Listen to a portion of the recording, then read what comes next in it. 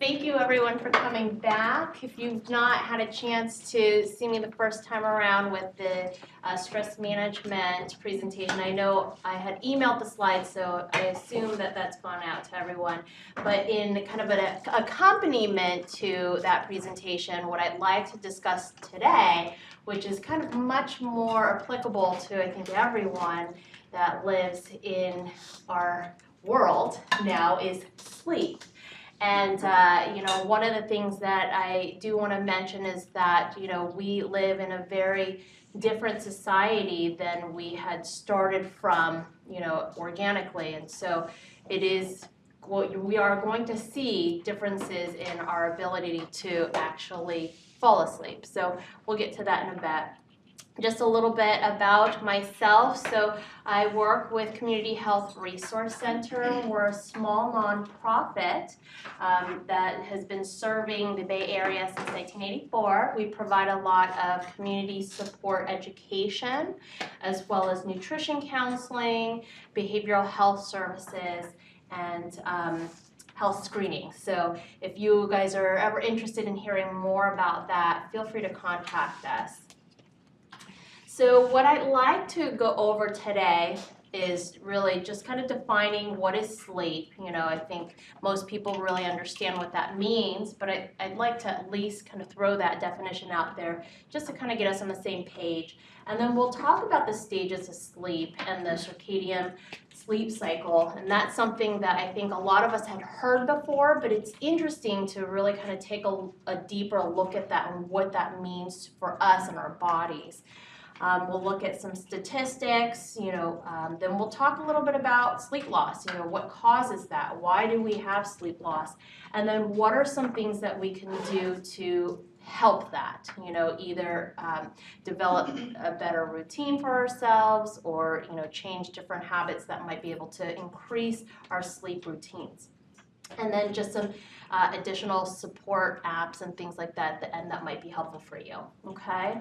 So let's talk about the definition of sleep. So it's a naturally recurring state characterized by reduced or absent consciousness, relatively suspended sensory activity, decreased ability to react to stimuli, and inactivity of nearly all voluntary muscles. It's an active and dynamic state. That's actually something that seems kind of counterintuitive, but your body is doing quite a bit of work while you're sleeping. And then it accentuates the growth and rejuvenation of the immune system, the nervous system, and the skeletal and muscular systems. So definitely something that is required for us to maintain our health. Okay, so let's talk a little bit about sleep. The next few slides are going to be a lot of pictures and statistics for you to kind of take a look at. So stage 1, it's light sleep. I don't know if you guys heard of the REM cycle. This is the early part of the REM cycle. It's kind of where you kind of feel like you're half asleep, so you're really just starting to get down and relaxed. And then there's stage 2, there's your eye movements stop and your brain waves become slower. So everything really does kind of slow down for you. Then stage 3 is more like, we talk about the REM cycle, right? The deep sleep and the slower brain delta waves are really starting to do some physical repair work. And then at the end of stage 4 is the REM cycle, where it's actually doing some of the emotional healing that you need to do as well as part of your sleep cycle. So one full cycle usually takes about 90 to 110 minutes.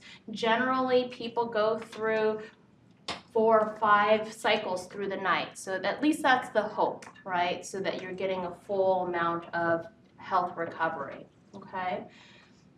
Let's talk about the circadian rhythm. So this is something that naturally occurs to us as part of human beings. So I attended a sleep lecture a few weeks ago, and it was presented by a physician, and she was talking about how our bodies were developed based around the sun.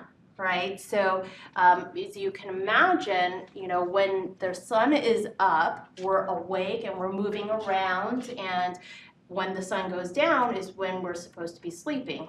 Generally back in the day before light and all of that was invented, people couldn't see, so they just decided to go to sleep. So our bodies kind of naturally evolved in that way. So, what happens is that you will see changes in our hormones, the cortisol as well as the melatonin, right? So what happens is the cortisol is something that keeps us awake. So that is generally pretty high during the day, and then right around sunset, you see that level take a dip, and the melatonin starts to take a rise. And so it kind of does this kind of crossover here, right? And so that's essentially what the circadian sleep cycle does for us. So what we can do is we can talk a little bit more specifically about it, okay? So here's the circadian rhythm, right? This might be a little bit hard to see, but as I said, I'll email the presentation so you guys can take a better look at it. But it looks at the time of everything and what happens to your body when you are either awake or when you're in your sleep cycle. So let's take a look at 6 a.m. This is where you have the sharpest blood pressure rise. Your body is starting to wake up. So it needs that adrenaline, right? So that's the cortisol coming on, and that's where you kind of have the highest blood pressure. Melatonin secretion stops. The melatonin is what really kind of helps you to slow down and sleep. At 10 o'clock, you're supposed to be at your highest alertness. And then at 2:30, best coordination. 3:30, fastest time reaction.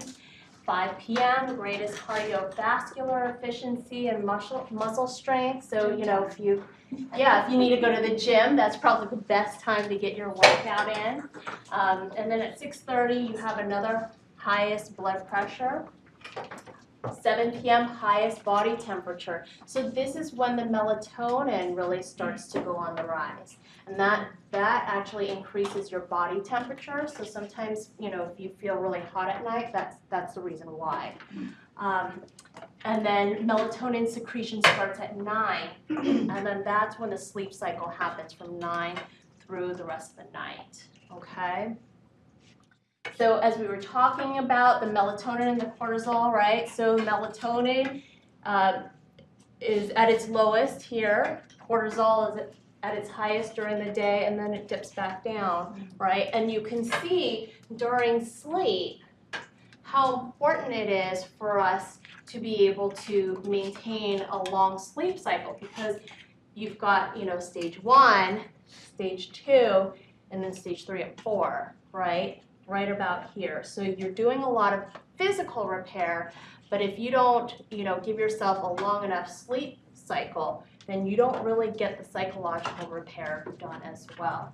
So, you can imagine, you say, if I wake up in the middle of a dream, that's the psychological repair that's happening. It's your brain's way of processing what happened to you during the day. And if that gets interrupted, then your brain hasn't had the chance to really process and figure out what happened to you during that day. Sometimes if you've experienced a very traumatic event, if you've not had a chance to sleep through it and process, that can sometimes lead to post-traumatic stress disorder. So we're talking in simple terms here, but this goes to show how important it is to get a full cycle of sleep. Okay? So some statistics about sleep: 6 out of 10 adults have sleep problems a few nights a week or more. Daytime sleepiness is severe enough in 4 out of 10 adults to interfere with their daily activities at least a few days each month. So for 20% of the adults, that interference occurs a few days a week or more.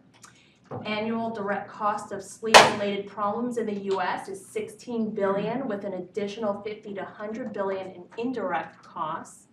And over 100,000 motor vehicle accidents annually are sleep-related. So just some, sobering statistics to show you how much of a issue it is for not just individual people, but kind of as a human issue. Okay, some additional things to kind of talk about, some quotes. Sleep loss causes a prolonged cortisol production, which causes the body to have constant increased blood pressure, increased blood sugar, and increased adrenaline to keep the energy level high. This prolonged production leads to the body breakdown. So what she's talking about here is the cortisol. So one thing that I do want to mention that we'll talk about a little bit more in specifics is light pollution, blue light. Has anybody heard of that before? Kind of that term? It's the constant, phone, the constant television, the constant computer in front of us. That light specifically tells our body that it still needs to stay up. That cortisol level stays up. And so when that level continues and the melatonin isn't really, doing its work, that high level of cortisol causes a breakdown in the body. So can you imagine the fight or flight response? I don't know if you guys are familiar with that. If you are in a kind of emergent situation, there is your ability for your body to increase your adrenaline in order to take care of that issue. So if you're, let's say, stressed out, your adrenaline, your cortisol level is going to stay here. And if you're not allowing your body to come back down to do its repair work, eventually that leads to heart issues, diabetes, a breakdown in your organs. And so ultimately, that's why it's so important for us to be able to bring that cortisol level back down and let the melatonin do its work. Another quote is, sleep loss increases the risk of high blood pressure, inflammation, weight gain, and diseases associated with these risk factors, such as diabetes and heart disease. Sleep loss also impairs performance and mood. So again, just another quote to kind of drive in this fact. Okay. Sleep deprivation can also be related to memory problems, impairments in processing information, depression, if you're not able to process through and do that psychological repair, that can lead to mental health issues, a weakening of the immune system, increase in perception of pain, decrease in energy, and then poor mood and quality of life. So not only does it affect us physically, but it's also going to affect our mental health as well, our psychology.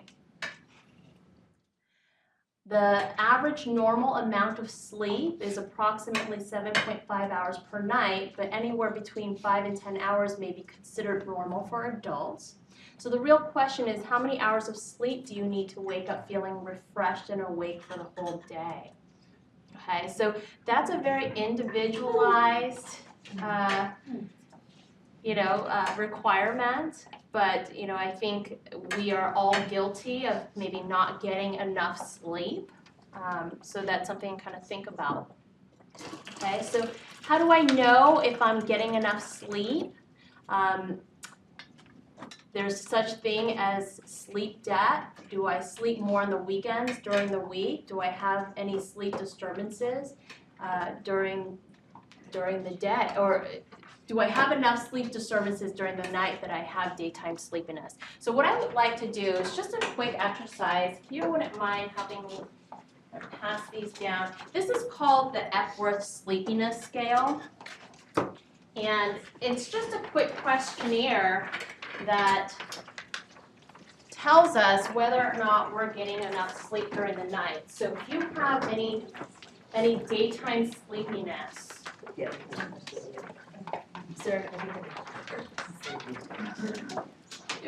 you have any daytime sleepiness that's fairly intrusive in your day, then that may mean that you're not getting enough sleep during the night. Does everybody have one?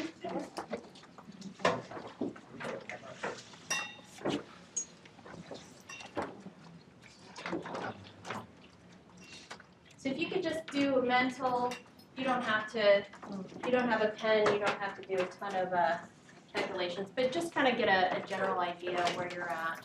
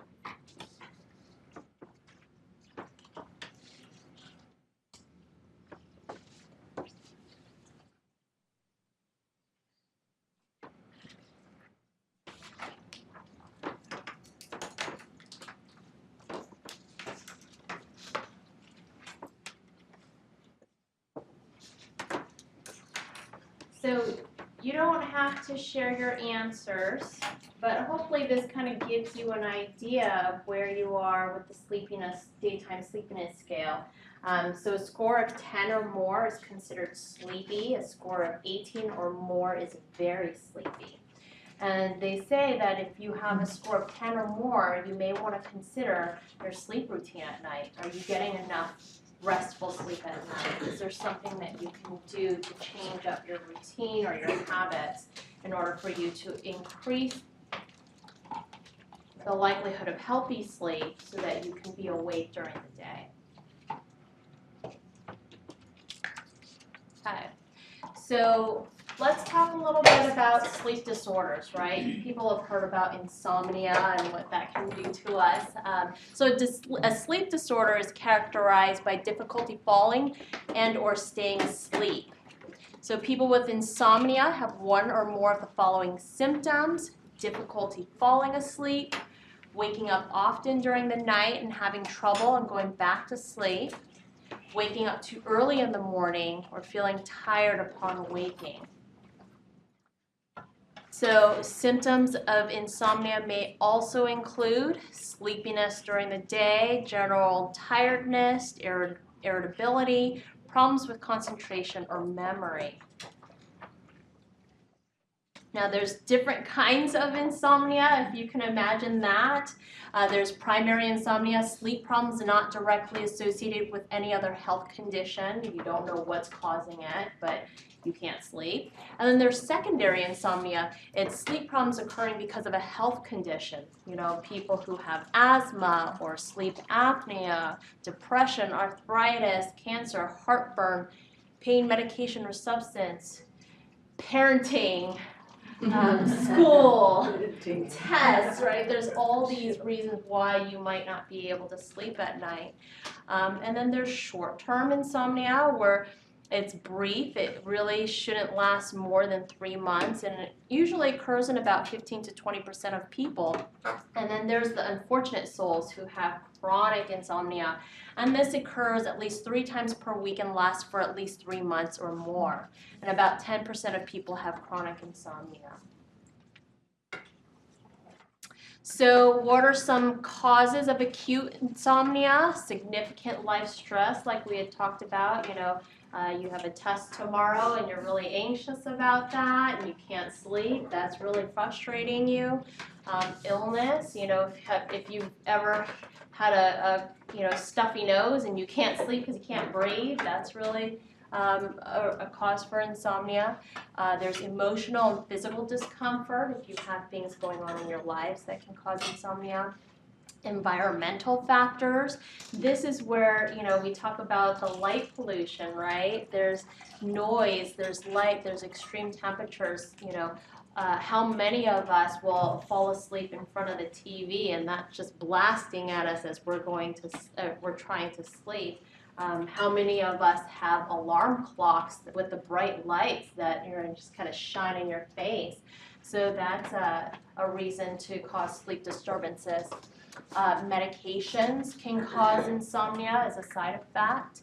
And then just interferences with normal sleep schedule, jet lag, right? I know Dr. Fong had mentioned that she was suffering from some jet lag, coming back. So that can also cause a disruption in our sleep.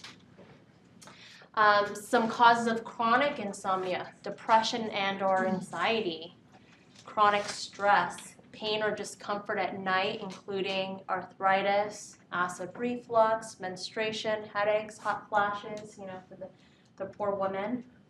Worries about not being able to sleep may make insomnia worse.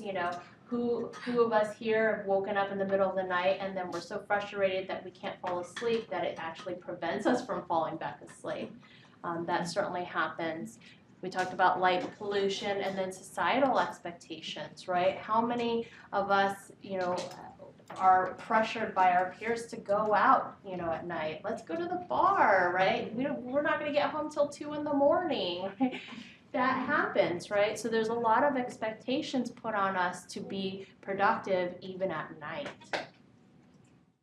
So what do we do about that? Now, if we're trying, let's say you are one of those who have 10 or more in your Epworth sleepiness scale, then this is what we want to start doing, thinking about our sleep hygiene. So we talk about hygiene, especially as a dental school, right? We want to make sure that our patients have good oral hygiene.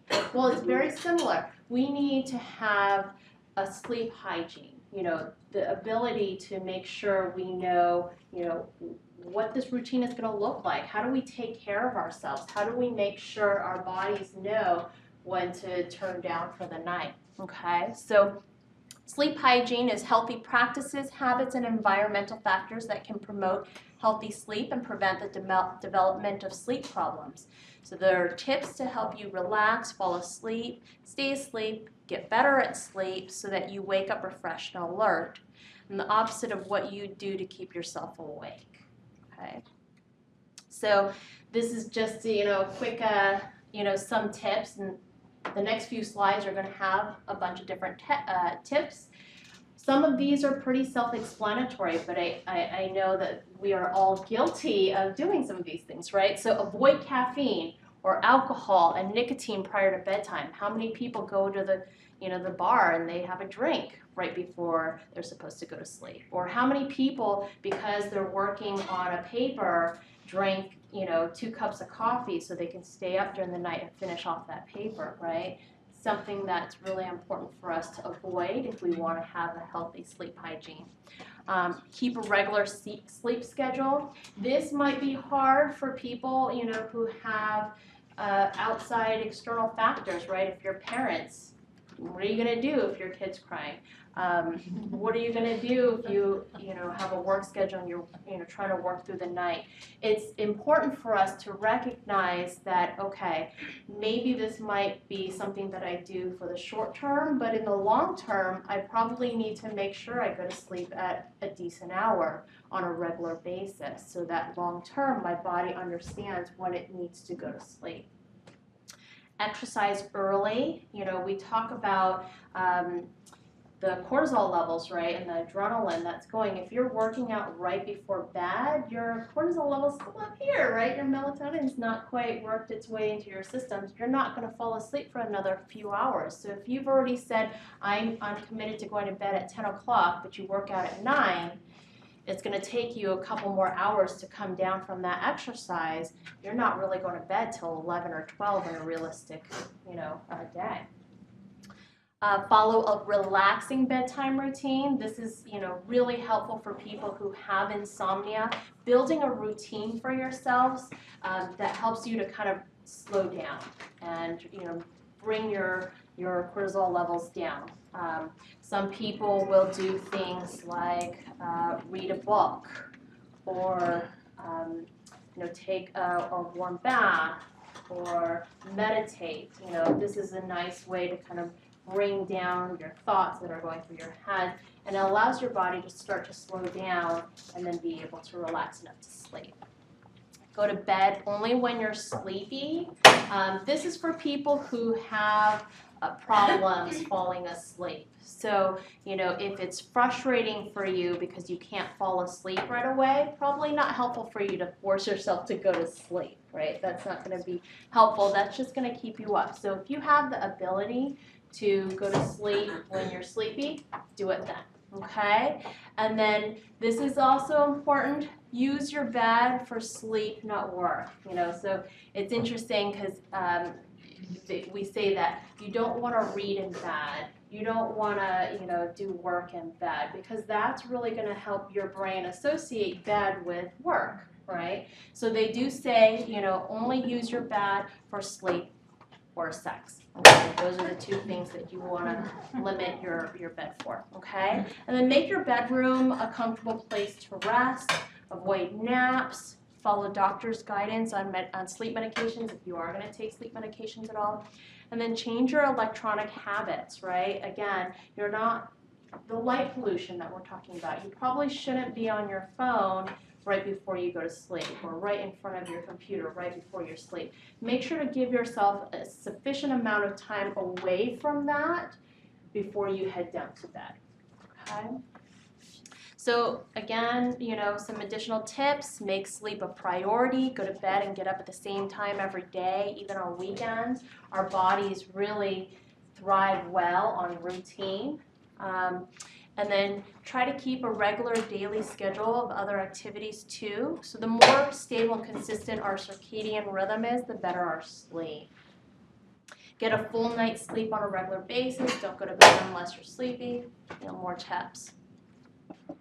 Avoid napping during the day, and if you do nap, please try and limit it to about 30 to 45 minutes, about 8 hours after you're awake. So you really don't want to kind of throw off your sleep cycle by pretending that it's a longer sleep, right? Then it's going to throw off your ability to go to sleep at night. Exercise regularly, but again, try and do it, you know, further away from your sleep time, just because that's not going to be helpful when you're trying to relax and go down, okay?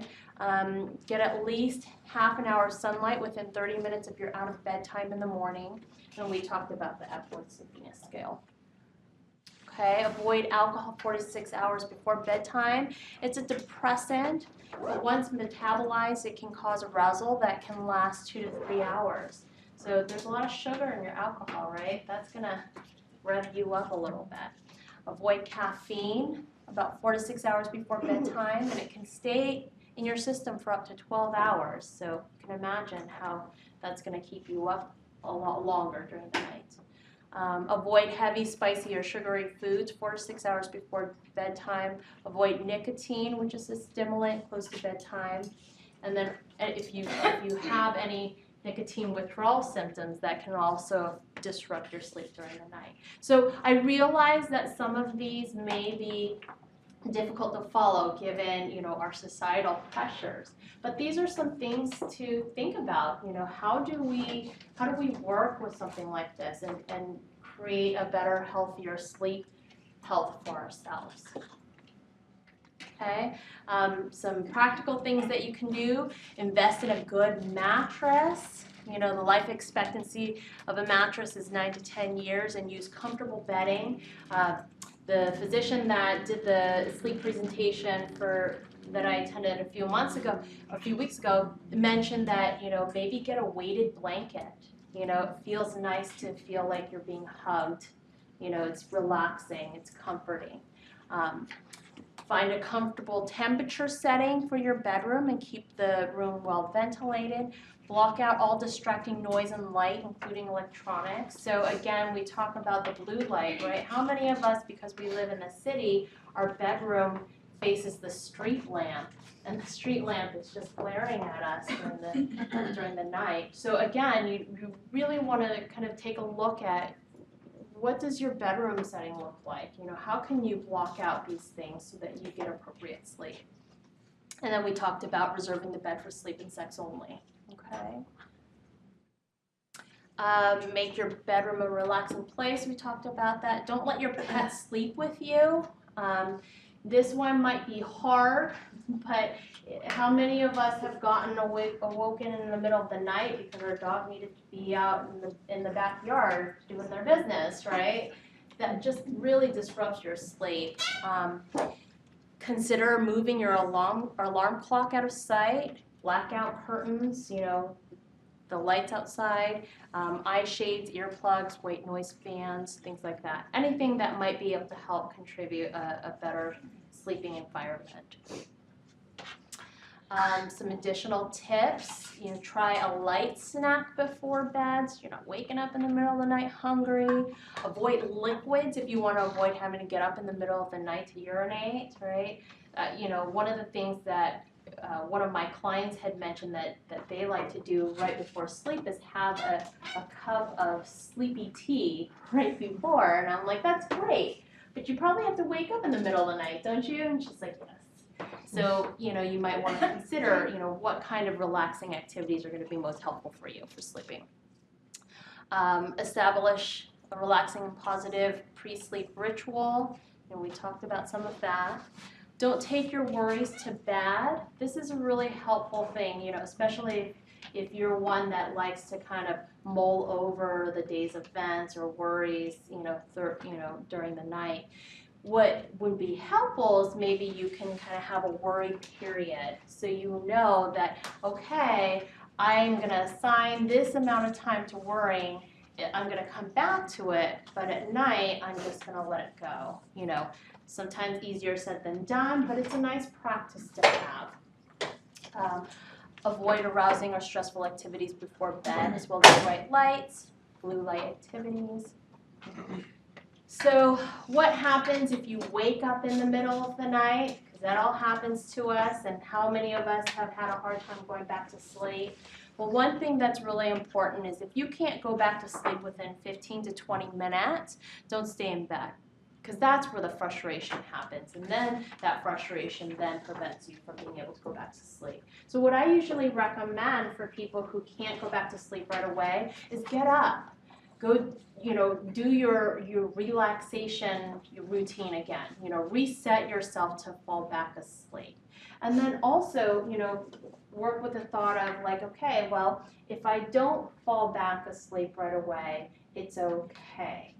Because that's really important. If you feel like, oh, I only have like 4 more hours to sleep, and you're worrying about it for those 3 hours, then you really only get an hour left. But if you kind of say, well, okay, I give up, you might actually get back into a state of relaxation and be able to fall back asleep earlier. Okay. Get out of bed and leave the bedroom. Read or do a relaxing activity. This does not include computer, TV, phone, because that wakes us up, right? So something that you can do that brings back that sleepiness for you. Maybe a boring autobiography might be helpful for us, right? Don't expose yourself to any bright lights. You probably don't want to turn on the overhead lights, but something, just maybe a bedside lamp. And then if you do start to feel tired, go back to bed and try again. Okay? So there are many factors involved in sleep hygiene. The more you can change, the better chance you'll have of sleeping well. And try to relax. The anxiety of not being able to fall asleep can make insomnia worse. It may take time for changes to feel a positive effect. I have seen, a few people in my office for insomnia, and, I'll give them exercises, and they come back the following week, and they're like, none of it worked for me. Okay, but you're teaching your body this new routine, so it's going to take time.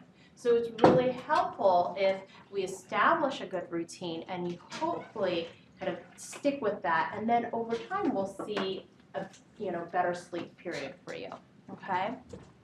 And then if you're still having trouble sleeping, you are more than welcome to consult a healthcare professional, as there might be physical or mental health issues that impact your sleep and or sleep disorder. So again, not discounting the secondary insomnia, right? What health issues are keeping you up, or what mental health issues are keeping you awake. So something to really take into consideration, okay? So if you do decide to go the route of meeting with a medical professional, you do want to try and be prepared for that.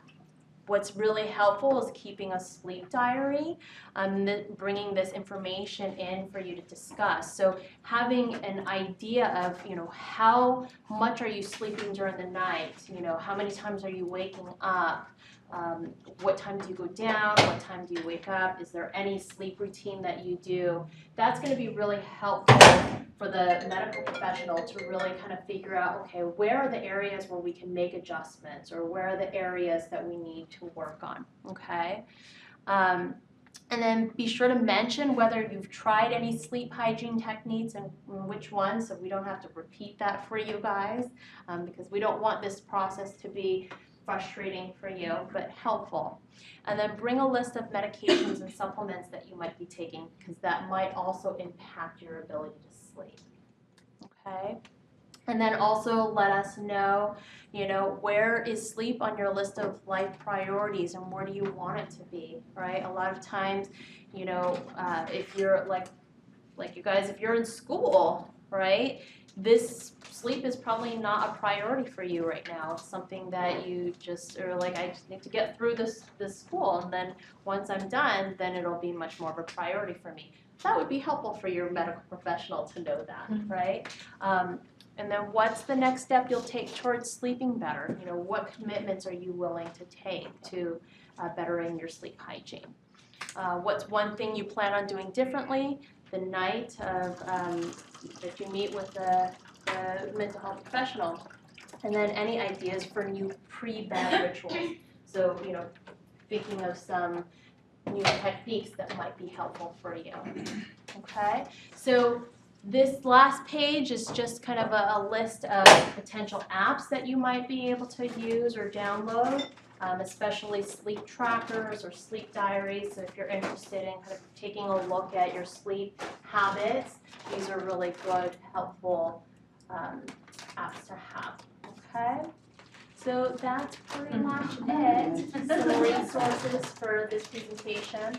So as I mentioned, what I'll do is I'll email the slides to Ernesto, and he can distribute it. So you're welcome to refer back to this presentation. And for any of the resources that are out there. So we have about 15 minutes. Does anybody have any questions?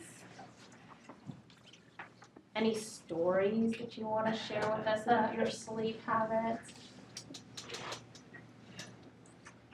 Not. I know everybody's busy. You guys are welcome to go to your next classes or whatnot. But thank you so much again, and we're just so thankful that you came and talk to us about this, and I love the fact that you said, tell your physician that that you do have priorities such as school and so forth, so it may be disrupting your sleep habits. So it's good to know that we can be open with our with our providers, so that we can also let them know what we're going through. But yes, thank you again so much. Yeah. And thank you for sharing your slides, and we're happy and excited that we're able to come back again. Absolutely. Thank you, everyone.